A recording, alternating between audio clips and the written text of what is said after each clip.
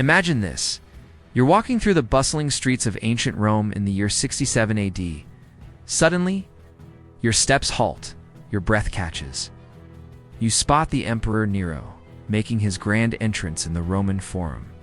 He's arm in arm with a striking young woman, draped in shimmering silk and encrusted jewels. The people around you stare to not in admiration, but in disbelief. Because the woman by Nero's side was not born female.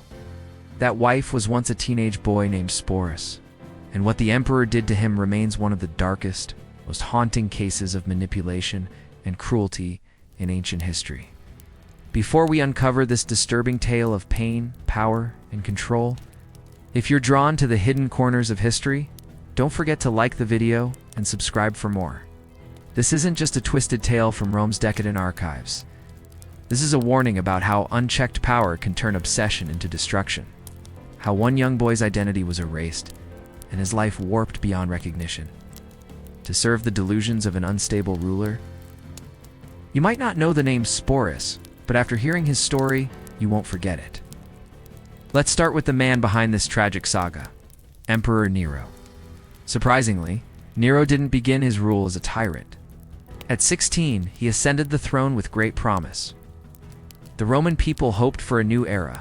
He cut taxes, entertained the masses, and even performed on stage, charming the crowds. But something inside Nero began to unravel. By 65 AD, paranoia, isolation, and a craving for adoration had twisted his mind. Maybe it was the pressure of absolute power, maybe it was loneliness. Or maybe it was the loss of the only person he truly loved, Poppaea Sabina. Poppaea wasn't just beautiful, she was sharp, ambitious, and perfectly matched Nero's inflated ego. He met her while still married to Octavia, his cold, politically motivated wife. Where Octavia faded into the background, Poppaea lit up every room. Their affair scandalized Rome, but Nero didn't care. His obsession with her became all-consuming. He divorced Octavia, married Poppaea in a royal spectacle, and showered her with riches. But his love wasn't admiration. It was ownership. He surrounded her with spies, commissioned endless portraits, and watched her every move like a man possessed. This wasn't love. It was control. Poppaea knew the risk. She used her position to protect herself and her family, aware that the emperor's love was volatile. But she was bold, too bold. She challenged Nero, mocked his artistic ambitions, and criticized his decisions. And eventually it cost her everything. In 65 AD, during what was likely just another heated argument perhaps over, Nero's obsession with public image or returning late from chariot races Poppaea pushed too far. He snapped. She was pregnant, possibly with their second child. Yet Nero, in a fit of uncontrollable rage, struck her with devastating force. Some accounts say it was one violent kick to the abdomen. Others claim it was a brutal beating. Either way, the result was the same. Poppaea collapsed, bleeding and broken. The man who ruled an empire had destroyed the woman he claimed to love most. Realizing what he'd done, Nero descended into panic. He clung to her lifeless body, weeping, screaming, commanding her to live. Doctors were summoned, bribed, and threatened, but it was too late. Both Poppaea and the unborn child were gone. Nero didn't grieve, he spiraled. He refused to cremate her, had her embalmed, and built a grand mausoleum more lavish than any emperor's before. He declared her a goddess, formed a cult in her honor, and spoke to her corpse as though she still lived. At dinners, her chair remained empty in reverence. No one dared question the madness. Anyone who suggested he move on was banished or worse. It was during this period of emotional collapse that a young freedman named Sporus caught Nero's attention. Sporus was just a teenager, likely 14 or 15, raised in the imperial palace. After being freed from slavery, educated, trained for court service, he was a privileged servant, but that privilege came with no protection. He belonged to the emperor's world, and that made him utterly vulnerable. What caught Nero's eye wasn't Sporus' intellect. It was his face. Ancient sources say he looked eerily like Poppaea, especially his delicate features and expressive eyes. To a grieving and delusional Nero, it was more than resemblance. It was a sign. A chance to bring her back. Of course, Sporus was male. But Nero, who now believed himself above even the gods, saw this as a minor inconvenience. Nero didn't just feminize Sporus, he ordered Roman physicians to permanently transform him. The boy was forcibly castrated on excruciating and often fatal procedure. There was no anesthesia, no mercy. Held down, mutilated, and surgically altered, Sporus emerged from the ordeal physically changed forever. But the horror didn't stop there. Nero gave him a new name, Sabina, after his dead wife. He was dressed in Poppaea's old gowns, adorned in her jewelry. He was taught how to wear makeup and arrange his hair in elaborate styles.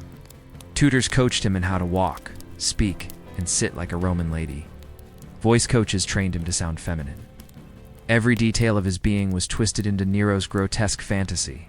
Each morning, Sporus stared into a mirror reflecting a stranger's face. He was no longer himself. He had become a living ghost.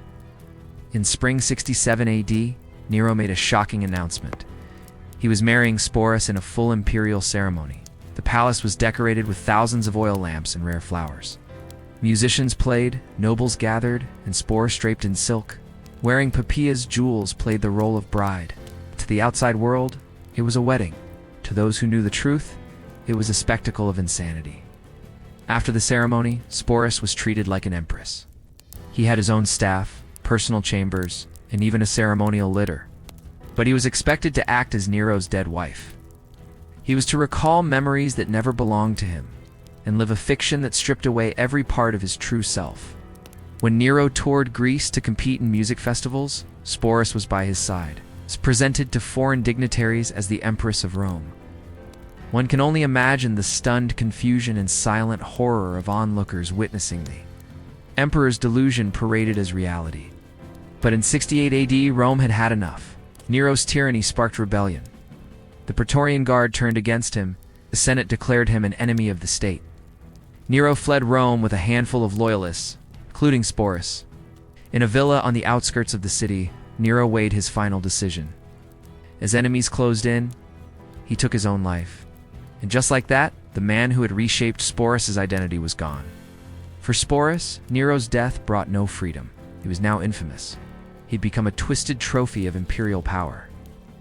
Powerful men like Nymphidius Sabinus, then Otho, then Vitellius, all claimed him, parading him like a relic of Nero's decadence.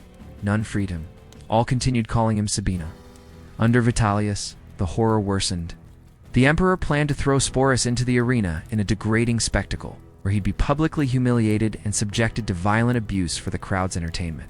For Sporus, this was the final blow. Rather than face this ultimate humiliation, Sporus made one last powerful choice. He took his own life, most likely by poison. He was no older than 20. Sporus' suicide was more than just an escape, it was a final act of self-ownership. For years, others had dictated who he was, what he wore, how he spoke, even how he remembered. But in choosing death, Sporus reclaimed something he hadn't had since Nero first noticed his face: control. His story is more than a grotesque footnote in Rome's bloody history. It's a tragedy of lost identity and a testament to the resilience of a boy forced to live a lie. We may never know what Sporus dreamed of before Nero took hold of his life. But we owe it to him and to remember, not as a curiosity, not as a symbol of decadence, but as a human being erased too soon, whose final act reminds us that even in the darkest corners of history, the desire for dignity and choice still survives.